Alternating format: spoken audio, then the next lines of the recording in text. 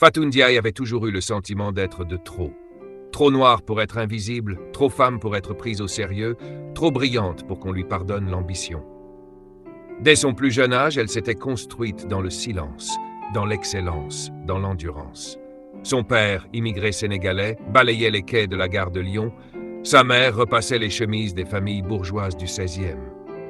Fatou, elle, lisait des livres, découpait des photos de femmes cadres dans les magazines économiques et rêvait en grand. À 38 ans, elle était devenue la fierté de tout un quartier. Diplômée d'une grande école de commerce, ancienne directrice de projet chez Total Energy, elle avait tout quitté 5 ans plus tôt pour créer sa propre entreprise. Nyara Tech, une start-up pionnière dans la technologie verte, spécialisée dans les capteurs solaires intelligents pour les zones rurales d'Afrique et d'Asie. Sous sa direction, l'entreprise avait grandi rapidement. De 2 salariés dans un petit bureau partagé, elle était passée à 40 employés, des contrats internationaux, des levées de fonds remarquables. Elle avait été invitée à des conférences, à l'UNESCO, à l'Élysée. On louait son audace, sa clarté, son sourire. Mais dans les couloirs de son entreprise, derrière les sourires polis, les regards n'étaient pas toujours bienveillants. Il y avait ces réunions où l'on s'adressait d'abord aux hommes autour d'elle, ces investisseurs qui lui demandaient si elle avait bien tout compris, ses collaborateurs qui parfois levaient les yeux au ciel quand elle parlait d'éthique ou d'inclusion. Et puis il y avait Marc Delattre, son directeur financier, recruté 2 ans plus tôt. Blanc, la cinquantaine, le verbe facile, le réseau solide. Il avait toujours été poli, mais froid. Jamais une parole déplacée, mais une posture distante, presque condescendante. Il avait l'expérience, disait-il. Il connaissait les rouages du vrai business. Un lundi matin de septembre, alors que Fatou rentrait d'un sommet sur les énergies renouvelables à Nairobi, elle reçut un appel inhabituel de son assistante. « Madame Ndiaye, la police est là. Ils ont un mandat. Ils disent qu'il y a une enquête pour détournement de fonds à votre encontre. » Elle crut à une mauvaise plaisanterie. Mais ce n'était pas une plaisanterie. Elle arriva au bureau dans l'heure. 3 officiers l'attendaient dans la salle de réunion principale. L'ambiance était glaciale. On lui lut ses droits, on lui parla de virements suspects, de 273 000 € disparus, d'un compte offshore ouvert à son nom. Elle resta figée, muette, l'estomac noué. Elle ne fut pas arrêtée, mais convoquée au commissariat. L'enquête débuta. Le lendemain, la presse avait déjà relayé l'affaire. Fatou Ndiaye, la star de la tech verte, accusée de vol dans sa propre entreprise. Sur les réseaux, les commentaires fusèrent. Certains se disaient trahis, d'autres y voyaient la preuve que la diversité était un écran de fumée. Peu nombreux étaient ceux qui s'interrogeaient sur la possibilité d'une erreur. Plus rares encore étaient ceux qui prenaient publiquement sa défense. Au sein même de Nyara Tech, l'ambiance changea du tout au tout. Certains collègues l'évitaient, d'autres murmuraient à son passage. Marc Delattre convoqua le comité de direction et suggéra qu'elle soit temporairement suspendue pour protéger l'image de l'entreprise. La décision fut votée en son absence.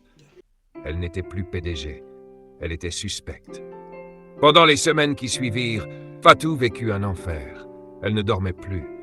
Sa mère priait nuit et jour. Les journalistes campaient devant chez elle. Son avocat, un homme blanc nommé Bertrand, semblait croire à moitié en son innocence. Il parlait de réduction de peine, de compromis, de défense intelligente. Un soir, au bord du gouffre, elle appela Soraya Ben Ali, une jeune avocate qu'elle avait croisée lors d'une conférence sur l'entrepreneuriat des femmes racisées.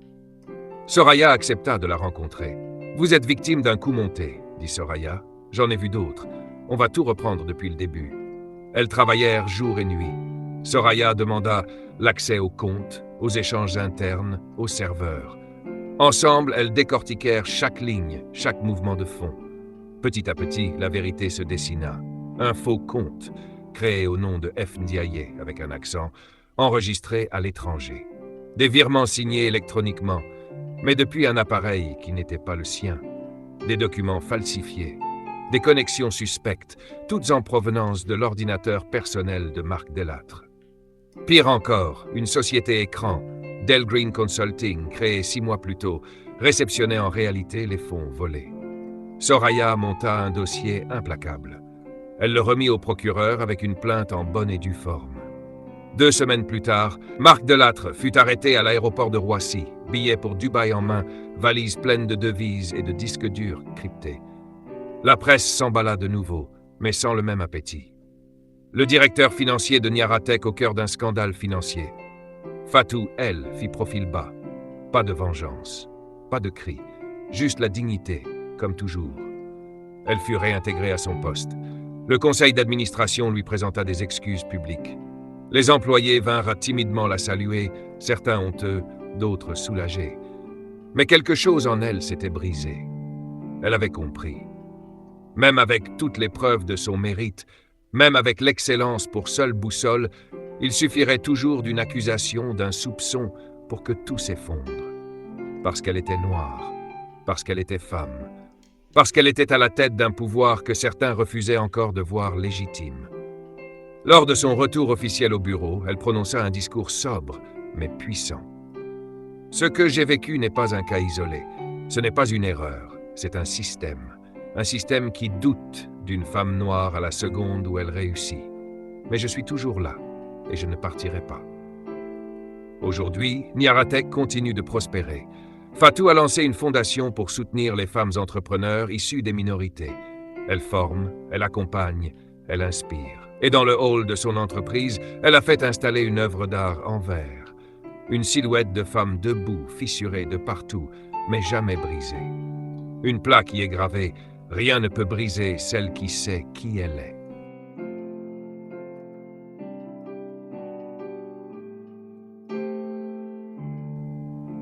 Le temps avait passé. 3 années s'étaient écoulées depuis le scandale. 3 années durant lesquelles Fatou Ndiaye avait choisi de ne plus courir après la validation des autres. Elle avait compris que les murs invisibles étaient parfois plus solides que les briques, que le plafond de verre n'explosait pas sous le talent, mais sous la résistance. Elle n'était plus seulement une chef d'entreprise, elle était devenue une figure, une survivante, une témoin. Les jeunes femmes venaient l'écouter, les yeux brillants, cherchant dans ses mots de quoi croire que leur couleur ou leur genre ne seraient pas toujours des obstacles. Fatou ne promettait rien. Elle n'offrait pas de rêve, seulement une vérité. La réussite ne protège pas du soupçon, mais la dignité protège de l'effondrement. Niaratec était devenue une référence internationale. Les subventions affluaient, les contrats se multipliaient. Mais Fatou gardait la tête froide. Elle refusait les plateaux télé, les tapis rouges, les couvertures de magazines. Elle n'était pas un symbole qu'on brandit pour se donner bonne conscience. Elle était une femme debout. Un soir, seule dans son bureau baigné de lumière, elle relisait une lettre reçue plus tôt. Une jeune lycéenne de banlieue, prénommée Aïssata, lui écrivait « Je veux être comme vous, mais j'ai peur de ne jamais y arriver. À l'école, ils me regardent comme si j'étais déjà un échec. Comment avez-vous fait pour continuer malgré tout ?» Fatou prit un stylo, lentement, et répondit « Je n'ai pas continué malgré tout. J'ai continué à cause de tout.